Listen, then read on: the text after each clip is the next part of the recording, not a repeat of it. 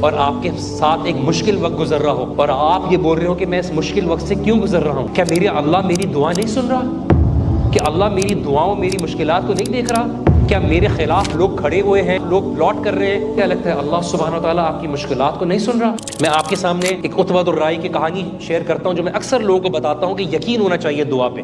نہایت ہی knowledgeable scholar اور متقی پرہیزگار، انہوں نے ارادہ کیا میں حج کی نیت کرتا ہوں اور حج کے لیے نکل جاتا ہوں۔ اس زمانے میں 6 مہینے لگتے تھے حج کے لیے جانے کے لیے۔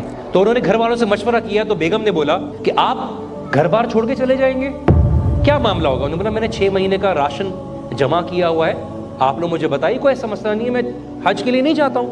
لیکن بیٹی جو تھی سمجھدار تھی، بیٹی نے بولا کہ نہیں والد صاحب آپ یہ فریضہ ادا کریں، زندگی ہے یا نہیں ہے اللہ سبحانہ و تعالیٰ ہمارے لیے انتظام کر دے گا۔ 6 مہینے گزر گئے، گھر کا راشن ختم ہونے لگا، بیٹی کو والدہ نے سنانا شروع کیا تو بیٹی نے جائے نماز بچھائی اور دعا کی اور دی کہ اللہ سبحانہ وتعالیٰ میں نے تجھ پر توکل کر کے اپنے والد صاحب کو حج کے لیے بھیجا تھا، اب تو انتظام کر۔ کرنا یہ ہوا کہ باہر سے بادشاہ کا قافلہ گزر رہا تھا، بادشاہ کو لگی پیاس، بادشاہ نے بولا کسی کے پاس پانی ہے تو کسی گھر سے مجھے پانی لے آئیے۔ اس بچی کو پتہ چل گیا تو اس نے اچھی طریقے سے برتن کو سجا کر کپڑا ڈال کر اس کو پانی بھجوایا۔ اللہ سبحانہ وتعالیٰ نے اس پانی کے اندر خاص مٹھاس ڈال دی۔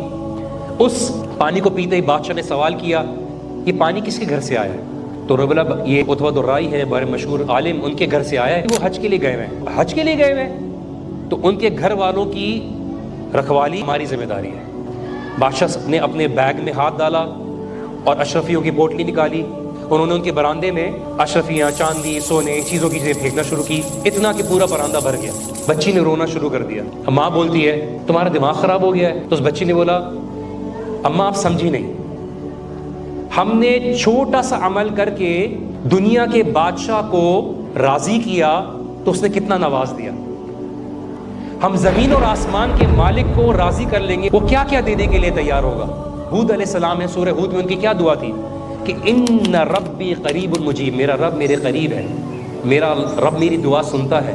اور آپ کے ساتھ ایک مشکل وقت گزر رہا ہو اور آپ یہ بول رہے ہو کہ میں اس مشکل وقت سے کیوں گزر رہا ہوں، کیا میرے اللہ میری دعا نہیں سن رہا؟